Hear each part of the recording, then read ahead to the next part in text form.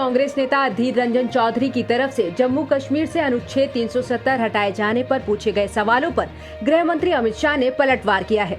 अमित शाह ने कहा कि ये पूछा गया था कि अनुच्छेद 370 हटाने के वक्त जो वादे किए गए थे उसका क्या हुआ। अमित शाह ने कहा कि मैं इसका जवाब जरूर दूंगा, लेकिन अभी तो 370 को हटे सिर्फ 17 महीने हुए हैं। आपने 70 साल क्या किया उसका हिसाब लेकर आए। जो अटैक कर रहे हैं वो पहले अपने गिरेबान में झांक कर देखें। कांग्रेस पर हमला करते हुए अमित शाह ने कहा कि जो पार्टी हम पर 2G और 4G रोकने का आरोप लगाती है, उसके राज में जम्मू कश्मीर में महीनों तक मोबाइल ही बंद रहता था। यहाँ कहा गया कि धारा 370 हटाने के वक्त जो वादे किए गए थे उसकी दिशा में क्या किया। मैं तो जरूर इसका जवाब दूंगा।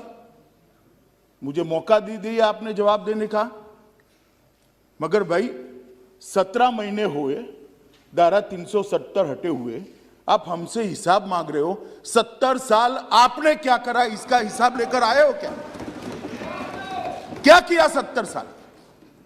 और अगर 70 साल ढंग से चलाते तो हमसे हिसाब मांगने का समय ही ना आता।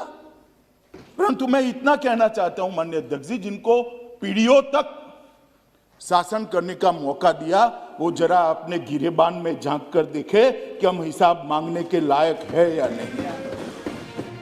गृह मंत्री ने कहा कि सबसे बड़ा अधिकार शांति से जीवन यापन करने का है।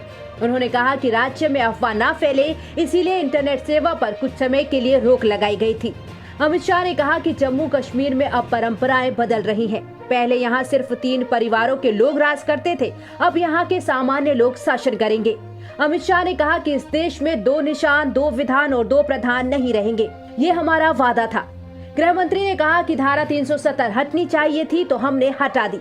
अमित शाह ने कहा कि वो एक बार फिर लोकसभा में कह रहे हैं कि उचित समय आने पर जम्मू कश्मीर को पूर्ण राज्य का दर्जा वापस मिलेगा।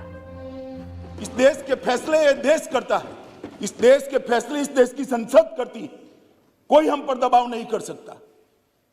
और हमने उसको इसलिए रिस्ट्रिक्ट किया था मान्यवर कि कुछ समझने के लिए समय चाहिए था।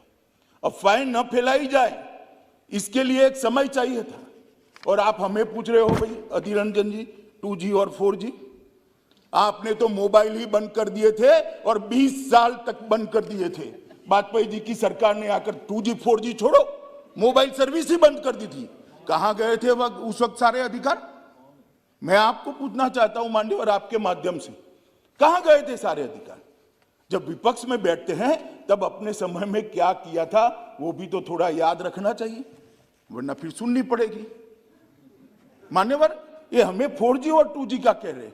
मैं अभी भी कहता हूं कि सबसे बड़ा नागरिक का अधिकार है सुख और शांति से रहने का, सलामती के साथ रहने का। सलामती जहां नहीं होगी वहां सारे अधिकारों का कोई मतलब नहीं।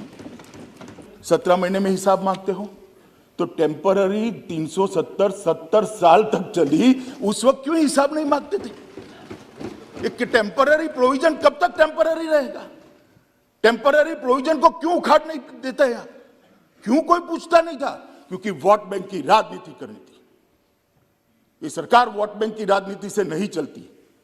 ये सरकार देश के हित में फैसले करती है। ये सरकार देश के भविष्य को सुधारने के लिए हम आएंगे जाएंगे, लोकतंत्र है, जीतेंगे हारेंगे, इसको ध्यान में रखकर देश के भविष्य को ताक पर हम नहीं रख सकते, न हम रखना चाहते। ये आपकी पॉलिसी है, आपको मुबारक। केंद्र सरकार के नए कृषि कानूनों के खिलाफ किसानों का आंदोलन जारी है। किसान आंदोलन के तहत कई राज्यों में किसान लगातार महापंचायत कर रहे हैं। इसी कड़ी में कांग्रेस की महासचिव प्रियंका गांधी वाड्रा भी काफी एक्टिव हो गई हैं और किसान आंदोलन को लेकर लगातार अपना समर्थन दे रही हैं। इसी बीच प्रियंका गांधी ने प्रदेश की योगी सरकार पर हमला बोलते हुए आरोप लगाया कि सरकार ने उत्तर प्रदेश के गन्ना किसानों की दुर्गति कर दी है। कृषि कानूनों को लेकर प्रियंका गांधी ने ट्वीट किया, काले कानूनों में किसान हितों का दावा करने वाली भाजपा ने यूपी के गन्ना किसानों की दुर्गति कर दी है। वादा था 14 दिन में भुगतान का, लेकिन किसानों के गन्ने का 10,000 करोड़ भुगतान बकाया है। 2017 से गन्ना मूल्यों में 0 वृद्धि हुई है और इस साल तो गन्ना पर्ची पर मूल्य ही नहीं है। आपको बता दें कि कांग्रेस महासचिव प्रियंका गांधी वाड्रा उत्तर प्रदेश के मेरठ जिले के सरधाना विधानसभा क्षेत्र में 15 फरवरी को आयोजित होने वाली किसान महापंचायत में शामिल होकर बतौर मुख्य अतिथि संबोधित करेंगी। दरअसल कांग्रेस ने जय जवान जय किसान नारे के साथ पश्चिम उत्तर प्रदेश के 27 जिलों में किसान महापंचायत करने की तैयारी की है। 10 फरवरी को सहारनपुर से इसकी शुरुआत हुई। 26 जनवरी के दिन लाल किला पर हुई हिंसा की जांच तेज हो गई है।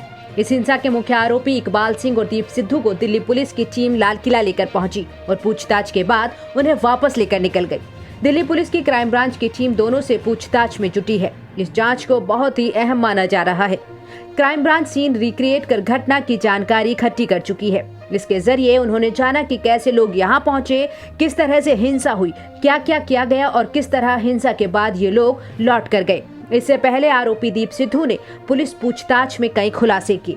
दीप सिद्धू ने बताया कि लाल किला हिंसा के बाद संदीप सिंह उर्फ दीप सिद्धू ने सोनीपत में अपना मोबाइल बंद कर दिया था। इसके बाद इसने फिल्म इंडस्ट्री से जुड़े लोगों के मोबाइल नंबरों का इस्तेमाल किया। इसने इन लोगों के नामों से फोन कई दिन तक चलाए। दिल्ली पुलिस की अपराध शाखा को जांच में यह भी पता चला है कि दीप सिद्धू ने व्हाट्सएप और मैसेंजर पर 2 ग्रुप बना रखे थे। इस ग्रुप में लखा सिधाना और जुगराज जैसे आरोपी जुड़े थे।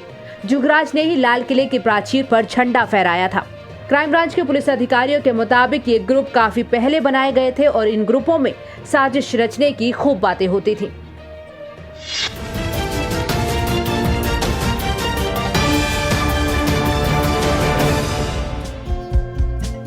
हमारे चैनल को लाइक, शेयर और सब्सक्राइब जरूर करें और नई अपडेट्स के लिए बेल आइकन दबाना ना भूलें।